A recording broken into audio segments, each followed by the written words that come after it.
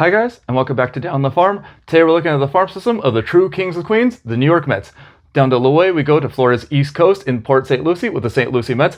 The St. Lucie Mets play out of the franchise spring training home of Clover Park, so I'm good with the team name. But one thing that the St. Lucie Mets do better than most of the other teams in the Florida State League is the way they alter the Mets branding. They beachified everything a little bit. Their primary logo looks like it's painted on a well-worn wooden beach sign. They have a version of Mr. Met that looks like a dad headed to the beach with his kids.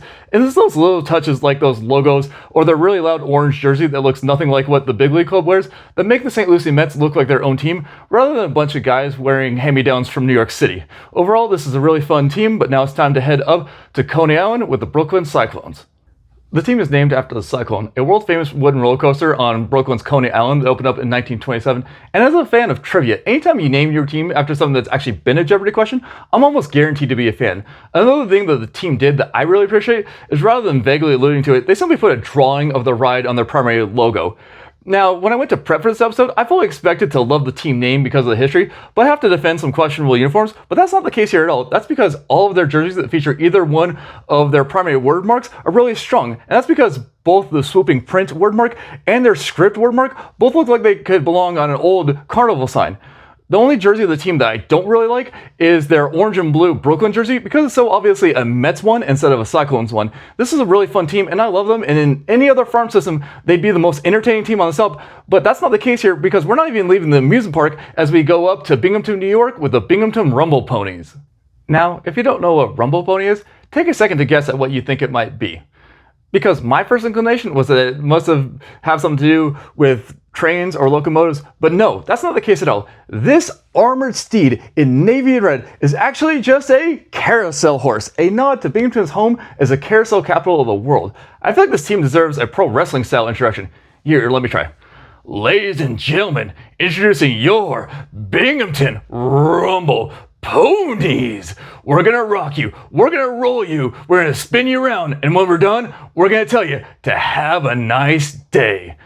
Now, if the team had just been named after something that's objectively aggressive, like a speeding locomotive or a charging Mustang, the really aggressive uniforms with that hyper-modern word mark would have been good or even just apropos, but you had a bit of whimsy, a bit of tongue-in-cheek, and these things become exceptional. To me, the Binghamton Rumble Ponies are minor league baseball at its absolute best. They took something that's completely harmless about the town, cranked it up to 11, and made it absolutely awesome. Just look at this pony. I'm no Geppetto, so I don't have the heart to tell him that he's not a real pony. All I can say is, rumble, little pony, rumble. But now it's time to go up to Syracuse, New York, and a team that might have benefited if they love flags as much as I do with the Syracuse Mets. And listen, Syracuse, I get it. I know you guys want to honor the big league club, but I also think that your fans deserve an identity all their own. If you do want to look like the big league club, or at least look big league adjacent because you're at the doorstep of the majors, I have a crazy suggestion for you guys. The New York Mets get their colors from the NYC city flag, which has white in the middle, orange on one side, and that royal blue on the side. And you guys just got a new city flag of your own in 2023 that has those same colors, plus an extra light blue triangle on the bottom left corner. My suggestion to you, keep the Mets uniforms, but flip that royal blue for that light blue that you have on your flag. Just something so that if someone sees a person in a Syracuse Mets jersey or Syracuse Mets t-shirt, they stop and pause and go, wait, that's not from the New York club. And I know I've talked about this from a minor league perspective more times than I can count, but from a big league perspective, I think that there should be something special about that major league jersey. No jersey, not even an alternate above low A, should look anything like it. When you receive that jersey with the Mets script in orange and blue, it should feel like you're receiving a gift from the baseball gods themselves, complete with choirs of angels singing. And I think what makes Syracuse so disappointing to me is that the Mets farm system does so much right. The St. Lucie Mets show how you can honor the big league club while still having some local identity. The Cyclones show how to show some extra love to an unsung local landmark. And the Binghamton Rumble Ponies show how to make something ordinary from a town stand out more than anybody could have ever imagined. And to be frank, the Syracuse team is just a city flag color change away from joining that group.